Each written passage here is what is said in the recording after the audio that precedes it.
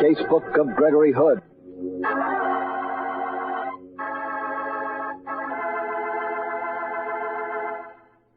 Tonight, into the story of Gregory Hood's Suspect. Another exciting adventure from the Casebook of Gregory Hood.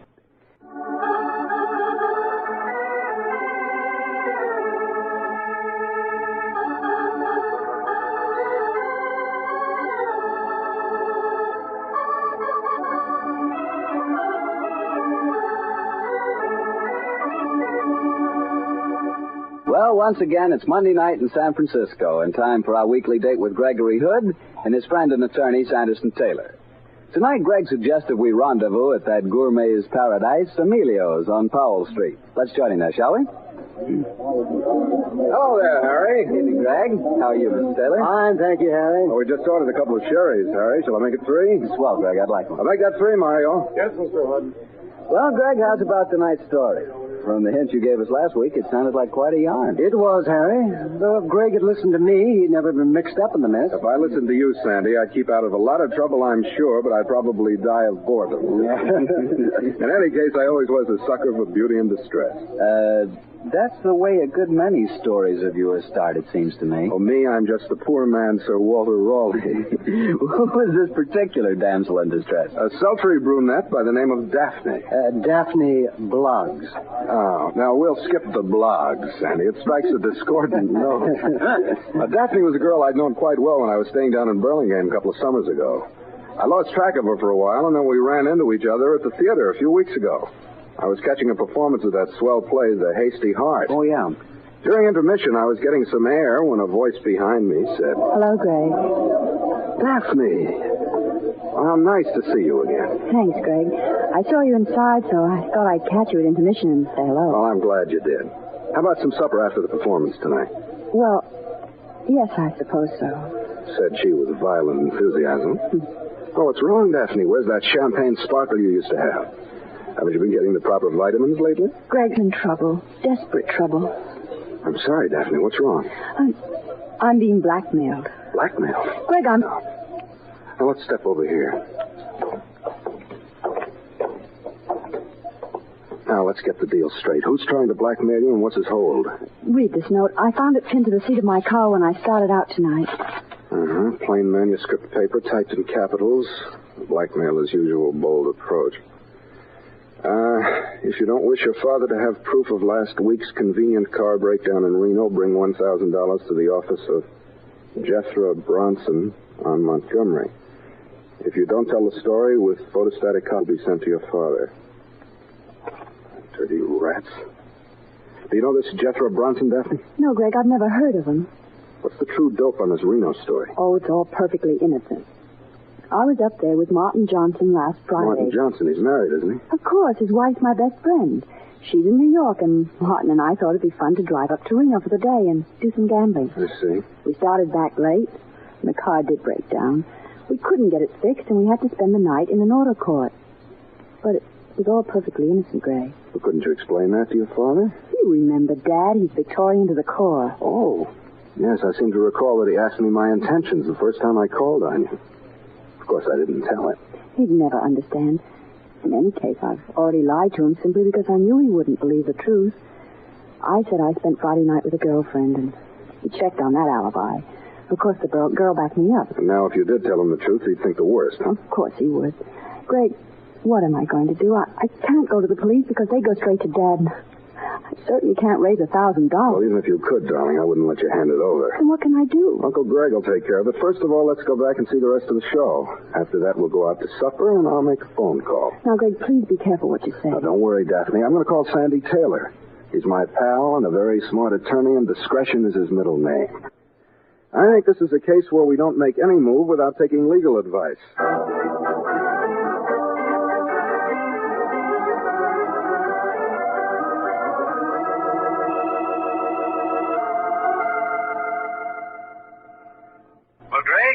As well as I do that blackmailers seldom stop at one payment. Sure, but I've no intention of letting her make any payment.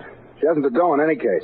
Sandy, have you ever heard of this guy, Jethro Bronson? Never. I looked him up on the phone. Oh? He's got offices on Montgomery Street, all right. Well, I think I'll call on him in the morning as Daphne's representative. Better let me go, Greg. I can handle it. Oh, but you're so doggone ethical, Sandy. With a rodent like this, a clip on the jaw could do a lot more good than throwing 20 books of law at him. Now, Sandy, I think I'll call on Mr. Jethro Bronson. Well, okay, Greg, but watch your step. Blackmailers usually know all the answers. I'll watch it, Sandy. But don't be surprised if you hear a squeal for help from Montgomery Street in the morning. I have a feeling I may land myself in a whole mess of trouble.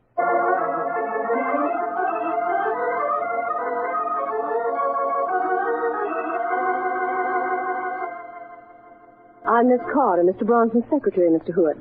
You have no appointment. No, Miss Carter, but I think if you tell him I'm a friend of Daphne Bloggs, he'll see me. Miss Daphne Bloggs. Just a moment, please.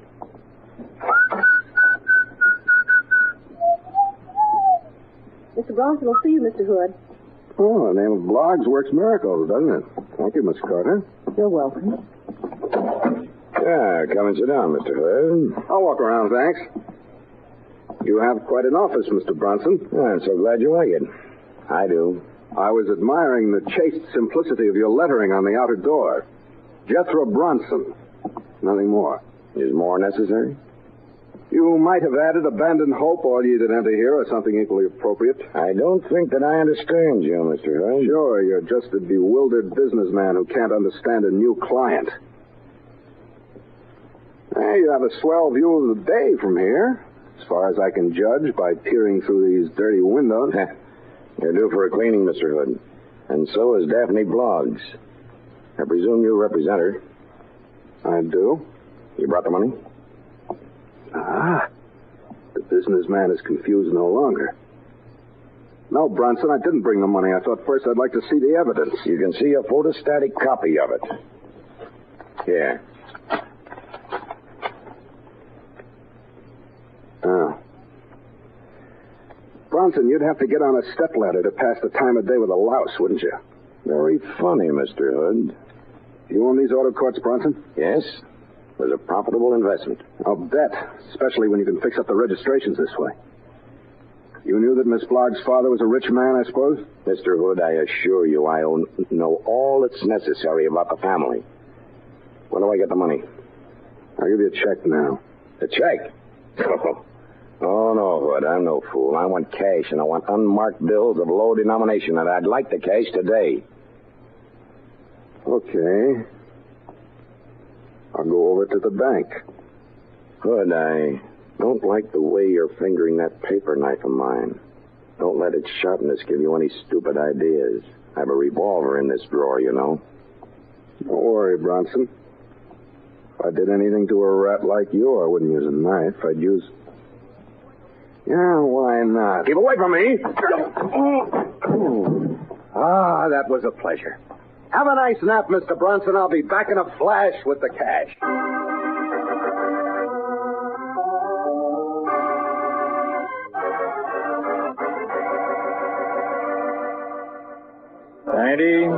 $1,000, Mr. Hood. You got the numbers on these bills, Barney? Yeah. Up to some new trickery on one of your cases? Oh, fairly old trickery, I'm afraid. Thanks. Just a minute. I'll let you out. Oh, you locked up? Yeah. You got in just under the wire. Well, Mr. Hood, good luck with your trick. Luck? Thanks. I have a hunch I may need it.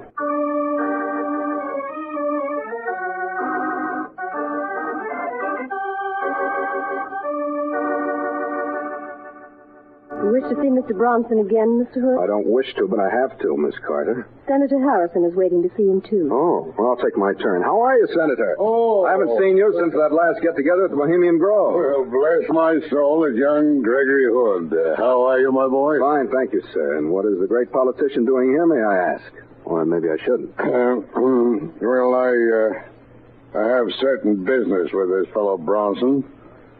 And what, may I ask, is this celebrated Gregory Hood doing here? Certain business also, Senator. Oh, Mr. Hood, I didn't realize you were the Gregory Hood. I'm flattered that you've heard of me, Miss Carter. Just the same, what's the chance of accelerating our interviews with Mr. Bronson? He is in, isn't he? Yes, he's talking on long distance. I'll see if he's through. Thank you. Hood, Yeah? you've had dealings with this man Bronson before? No, Senator. This is my first unhappy experience. Well, He's an unmitigated scoundrel, Hood. I've often thought that I... What the devil? What's wrong, Miss Carter? Oh, get the police! The police. Now look here, young lady. What happened? It's Mr. Bronson. He's been murdered.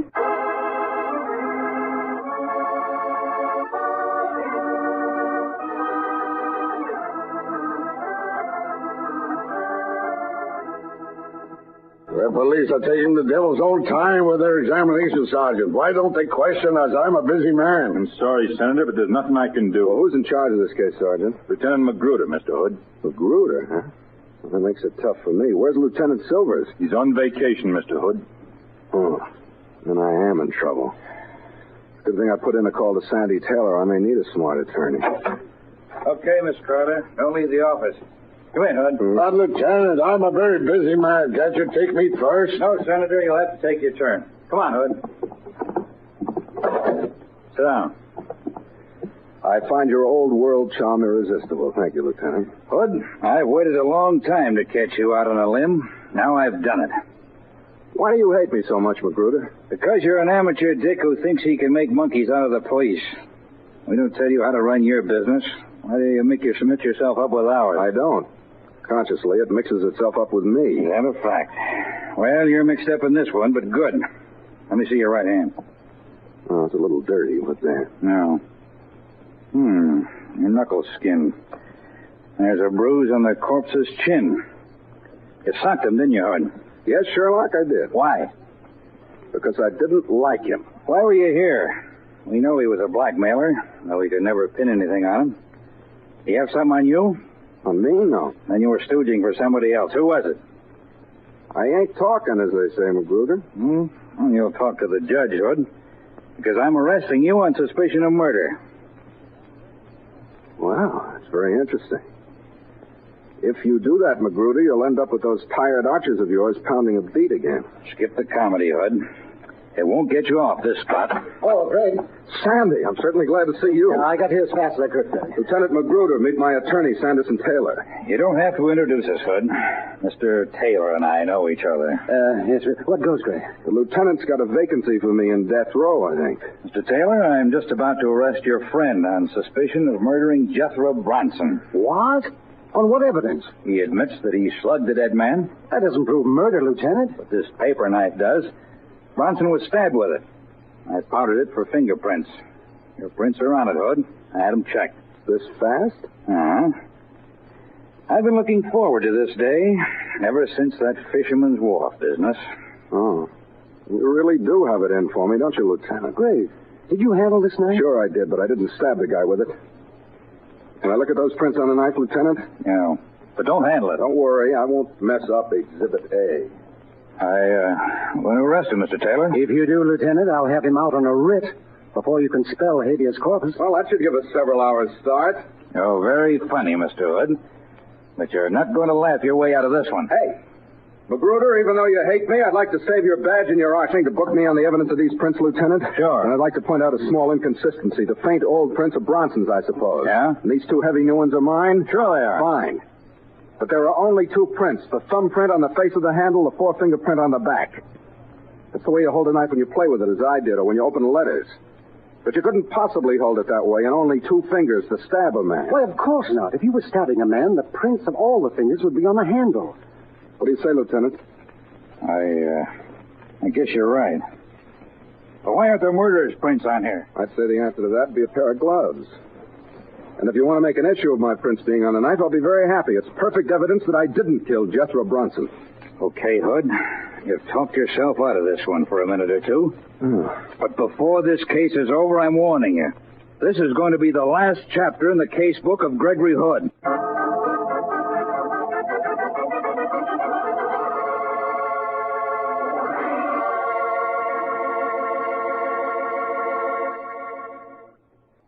Greg, for a moment there, you had me worried. I thought my favorite amateur detective was going to be arrested for murder. For a moment there, I had me worried. Lieutenant Magruder's a tough hombre, and Gregory Hood is very far from his favorite detective. But he let you go. Yes. And Sandy and I gravitated to the Prosperity Corner bar and quickly went into a huddle. Oh, Greg, you're still under suspicion. We've got to clear you. Very true, Sandy. And the more I brood about the case, the more I incline to one opinion. Huh? And that is? Well, Sandy, Magruder told us what Miss Carter testified. Yes. She said that she talked to Bronson before he made the phone call. She came into the outer office where you and Senator Harrison were waiting. And the next time she went in, Bronson was dead. Exactly, which would mean that if her testimony is true, that she's the only person who could have committed the murder. Unless, of course, an especially adroit seagull flew through his window and did the deed. If she did stab him, it wouldn't be hard to think of a motive. I've known people before who worked for blackmailers simply because their employer was blackmailing them, too. Sure, but if she were the killer, surely she'd dream up an alibi. Yeah. Maybe she saw you handling the knife and thought your fingerprints would pin the rap on you. Well, it's possible. Or it might have been Senator Harrison. It's pretty obvious that he wasn't there purely for a social call. Yes, Sandy, I can see the possibility of motive. It's the how of this killing that worries me. The dead man's office was on the 9th floor. The only exit was through his door. Miss Carter saw him alive, walked outside to where the senator and I were waiting. She goes back a few minutes later. He's dead. Yeah. Well, the evidence would certainly point towards the secretary. Say, Greg, how's about the girl Daphne Bloggs? She'd know as well as we do that Bronson's death would put her in the clear. That's a good murder motive in itself. Well, true, Sandy, but I repeat, how? Daphne's a very cunning girl, but she can't float through a window 9 stories high. No, that's true. Looks like a blank wall, Greg, but we've got to get around. Or over it. Well, Sandy, I think the next step is obvious. We're going to see the secretary, Miss Carter. Right. I have her address. She lives on Russian Hill. But I'm worried. Huh? What? I'm an ardent whodunit fan, and she's the obvious suspect. By all the rules, it can't be her. Oh, well, this is real life. Let's call on her and see what happens.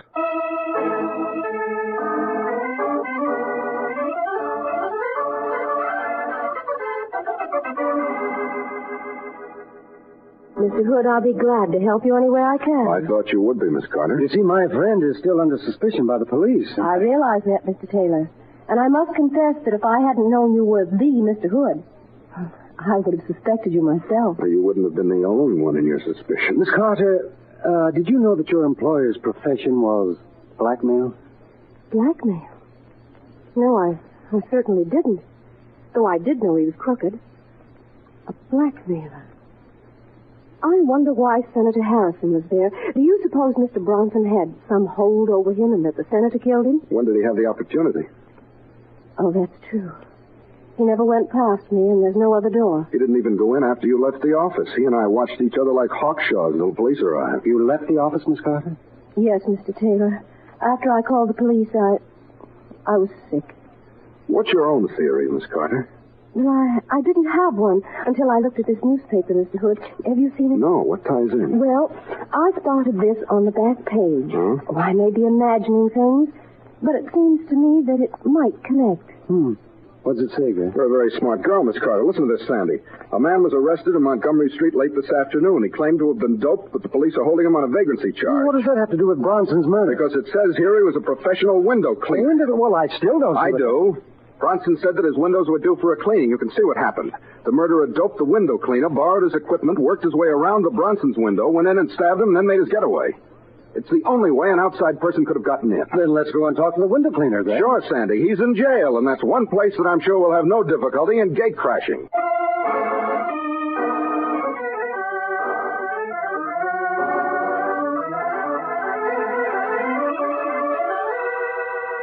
That's the way it was, Mr. Hood. I was standing in the corridor just filling my pipe, and I smell something sweet. Next thing I know, I'm down in the basement. Must have taken me down the service elevator. Sounds like chloroform, Sandy. Yes. What time was this, Hank? Oh, I don't know. Middle of the afternoon, I guess. So don't you carry a watch? No. My profession, it's too risky. Might fall down and break the bejeepers out of it. Occupational hazard. Yeah. Have you any idea what time it was, Hank? No, but it was sometime in the afternoon because I could hear a radio in one of the offices, and they was giving the race results, and they're always at the same time in the afternoon. How much of it did you hear? The announcer was starting to give the results of the 4th race, just as he named the horse. It was Lady Best. I heard that, and next thing I knew, I was waking up downstairs. Track broadcast. Swell, Hank. Though you don't carry a watch, you've given me a dandy time check. Well, how do you mean, Greg? All I have to do is call the radio station. Hank was knocked out as the 4th race was announced.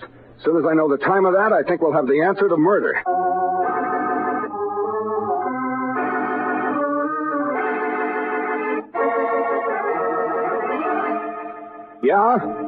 Yeah. Well, then the 4th race was announced at exactly 12 minutes past 3. I'm much obliged to you. There's that time check, Sandy. Well, I don't get it, Greg. I think I do. This whole case revolves around time. The bank closes at 3. How long do you suppose it took me to walk from there to Bronson's office? Well, it isn't more than a block. A couple of minutes? Just about, and maybe another minute in the elevator. I think this gives us the answer, Sandy. Let me make another phone call to Lieutenant Magruder, and then we'll go back to Miss Carter's apartment on Russian Hill. I think that's where we're going to get the final payoff.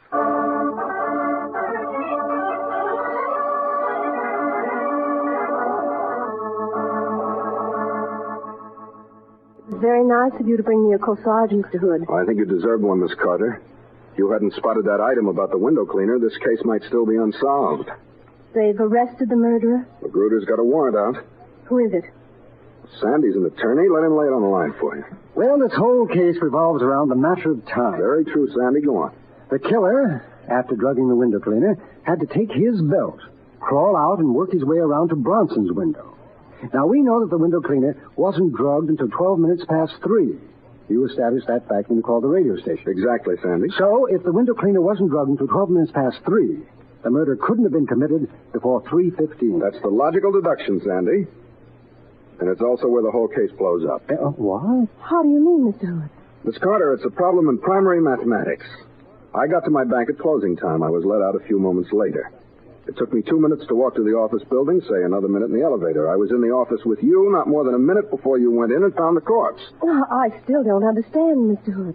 Well, I'll go over it again, and you count on your fingers, Miss Carter.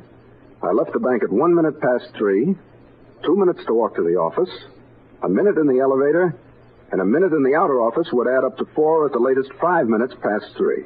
And at 5 minutes past 3, you went back in the office and he was dead. Yes, Greg, that's right. Uh-huh. But on the other hand, the window cleaner, who was to become our number one suspect, wasn't drugged until more than 5 minutes afterward. Afterwards? But why, Mr. Hood? Miss Carter, you make a pretty picture of innocence, but I don't know who you think you're fooling. What do you mean? The whole thing is obvious now. You killed Bronson. Then when the senator spoke to me, you realized I was the Mr. Hood, as you put it, so you knew it wasn't safe to frame me. So she dreamed up the idea of drugging the window cleaner and then drew the fact to your attention. Sure, Sandy. It was a neat idea, a very neat idea. If there hadn't been a cast iron time check on the whole deal. You're very quiet, Miss Carter. You said that Lieutenant Magruder had a warrant out. That was just to lead us into this conversation. Magruder wouldn't believe a word I say. But Lieutenant Silvers will be back soon. He'll believe me. You'll never talk to him. And your friend either. Put that revolver away, Miss Carter. Surely one murder a day is enough. 1 or 3, it doesn't make much difference, Mr. Taylor. Why did you kill Bronson? He was blackmailing me, too. What hold did he have on you? While my husband was overseas, I wasn't playing square. Oh, and Bronson found out, huh? Yes, and I only learned about it yesterday. So you stabbed him and then dreamed up the window cleaner gag. Yes. I knew that the windows were due to be cleaned today, and I suddenly saw how I could establish a perfect cover-up. It was a perfect cover-up, Miss Carter, if it weren't for the fact that we can establish the time element. Wait a minute, let me get this straight. You went into Bronson's office after I left. You found him where I knocked him out cold. You stabbed him. Then after you called the police, when you said you were sick, you left the office and drugged the window cleaner, took him down in the service elevator, and hoped we'd fall for the idea that the murder had been committed by someone coming in through the window. That right? Yes, that's what I'd hoped. It's a pity you had to be so smart. I really don't want to shoot you, but I must. Miss Carter? It's the only way. Magruder! Done, Miss Carter. Thank you. I'll take care of that gun.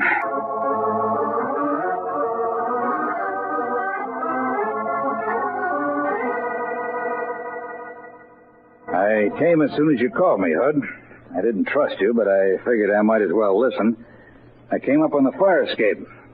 Nice of the young lady to leave her window open. Well, Magruder, you have your confession. And also, I hope you realize that you've got a nasty, suspicious mind where I'm concerned. Okay, Hood. You were right. This time. And I don't mind getting at the rights of a case. Even if an amateur has to help me. But one of these days, you're going to start something you can't finish. I hope not, Lieutenant, but it's possible. You're darn right it is. And when that happens, it's my last prayer every night that I'll be the cop on that case.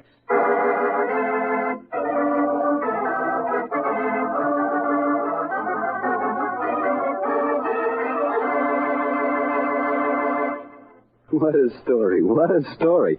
But say, Greg. Yes, Harry. I'm more convinced than ever that Magruder just doesn't like you. Why, that couldn't be. Oh, no? Why, he's very solicitous about my health. Seems determined that someday I'm going to take a long rest at San Quentin. Possible. Magruder doesn't think so. Well, Greg, which story out of your casebook are you planning to tell us next week? An adventure that took place under the big top of the San Francisco circus a few months ago, Harry. The story tells of a very colorful girl who trained snow leopards and of a sad clown whose first smile proved to be a smile of death. See you next Monday, Harry.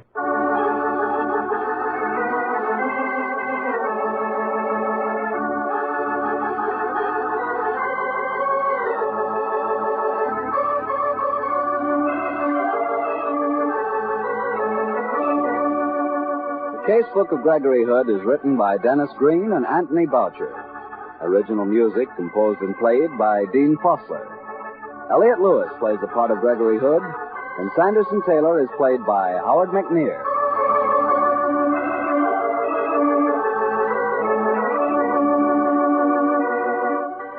Tune in again next week, same time, same station.